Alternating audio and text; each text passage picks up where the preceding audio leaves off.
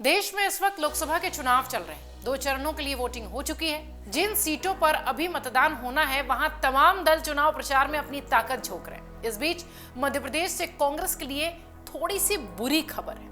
दरअसल यहां पार्टी के उम्मीदवार अक्षय कांति बम ने सोमवार को अपना नामांकन वापस ले लिया। इससे पहले ऐसा ही कुछ सियासी घटनाक्रम गुजरात के सूरत में भी देखने मिला था।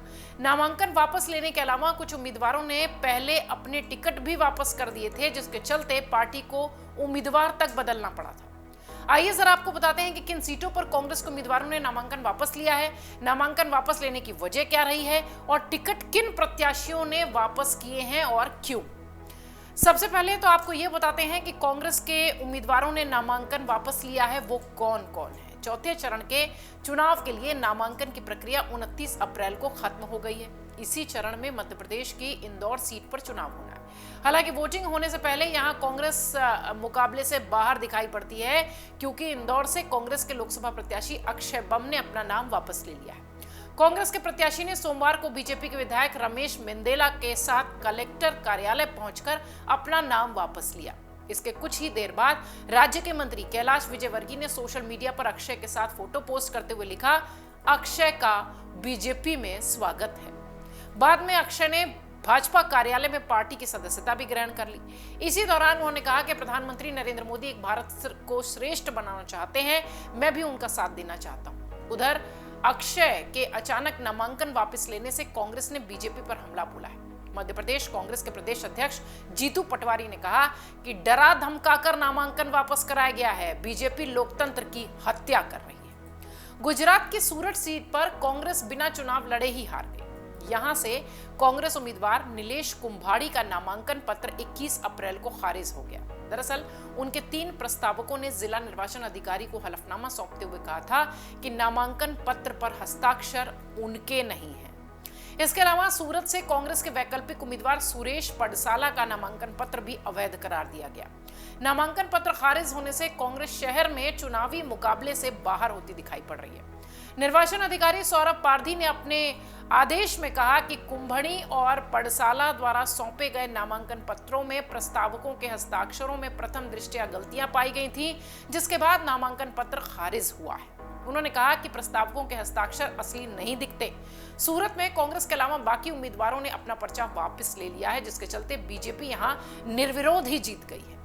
चुनाव अधिकारी ने बीजेपी प्रत्याशी मुकेश दलाल को निर्विरोध निर्वाचित घोषित कर दिया है। उधर गुजरात कांग्रेस ने नीलेश कुंभाड़ी को 6 साल के लिए पार्टी से बाहर कर दिया है। पार्टी का कहना है कि या तो कुंभाड़ी बीजेपी से मिले हुए थे या अपना पर्चा भरते समय उन्होंने लापरवाही बरती थी। अब ये जानिए कि किन प्रत्याशियों ने टिकट वापस किए। ये तो वो नाम हो गए जिन्होंने अपने नाम वापस लिए या किसी त्रुटि की वजह से उनके नाम या उनके नामांकन पत्र खारिज किए गए। चुनाव के बीच कांग्रेस के कई उम्मीदवारों ने अपने टिकट लौटा दिए। ऐसा ही एक नाम है रोहन गुप्ता का, जो कि बीजेपी के सदस्य हैं। दरअसल 12 मार्च को घोषित कांग्रेस उम्मीदवारों की सूची में गुजरात की अहमदाबाद पूर्व से रोहन गुप्ता का नाम शामिल था, लेकिन उन्होंने अपनी उम्मीदवारी वापस ले ली।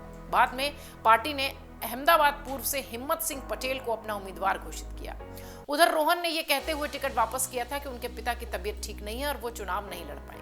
हालांकि 22 मार्च को रोहन गुप्ता ने पार्टी के संचार विभाग से जुड़े एक कांग्रेस नेता पर लगातार अपमान और चरित्र हनन का आरोप लगाया और ये कहते हुए उन्होंने पार्टी से इस्तीफा दे दिया। इसके कुछ ही दिनों बाद वो बीजेपी में शामिल हो गए। सनातन का अपमान ये हो रहा है, ये आरोप लगाते हुए रोहन गुप्ता ने कहा था कि कितने विरोधाभासी हो सकते हैं। एक संचार प्रभारी हैं जिनके नाम में राम है, उन्होंने हमसे सनातन का अपमान होने पर चुप रहने को कहा था। रोहन ने कहा कि बिना किसी उम्मीद के उनके परिवार ने कांग्रेस के लिए कार्य किया, लेकिन उनका अपमान किया गया और स्वाभिमान को कुचला गया, इसलिए उन्होंने कांग्रेस छोड़ने का फैसला किया। गुजरात की तरह ही राजस्थान के राजसमंद लोकसभा सीट से कांग्रेस के प्रत्याशी सुदर्शन सिंह रावत ने चुनाव लड़ने से इनकार कर दिया। ये एक के बाद एक हम वो नाम आपको बता रहे हैं जो कि कांग्रेस की टेंशन बढ़ाते दिखाई पड़ रहे हैं, या यूं कहें कि टेंशन बढ़ा दी है लोकसभा चुनाव से ठीक पहले।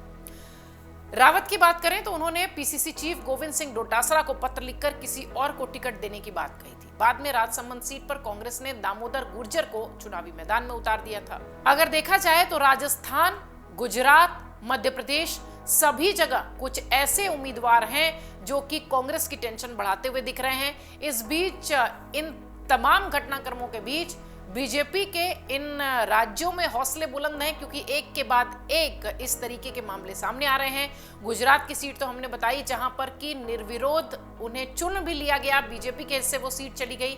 इस लिहाज से अगर देखा जाए तो निश्चित ही कांग्रेस की टेंशन बढ़ती दिखाई पड़ रही है चुनाव से पहले, क्योंकि बड़े राज्यों में से, गुजरात हो, मध्य प्रदेश हो, राजस्थान हो, इन बड़े राज्यों में से इस तरीके की खबरें दूसरे आने वाले राज्य जहां पर चुनाव होने हैं, दूसरे राज्यों में भी एक गलत मैसेज कार्यकर्ताओं को और वोटर्स को जा सकता है, इसकी चिंता भी राजनीतिक विश्लेषक कर रहे हैं। इन सब के बीच अगर देखा जाए तो ये कांग्रेस के वो बड़े चेहरे थे, वो बड़े नाम थे, या यूं कहें कि वो बड़े प्रत्याशी थे, जो कि लगातार कांग्रेस की टेंशन या तो पार्टी छोड़कर बढ़ा रहे हैं या फिर अपनी उम्मीदवारी वापस लेकर बढ़ा रहे हैं। अगर आप ये वीडियो YouTube पर देख रहे हैं तो हमारे चैनल को सब्सक्राइब करें और बेल आइकन को दबाना ना भूलें। अगर आप Facebook पर ये वीडियो देख रहे हैं तो हमारे पेज को लाइक करें।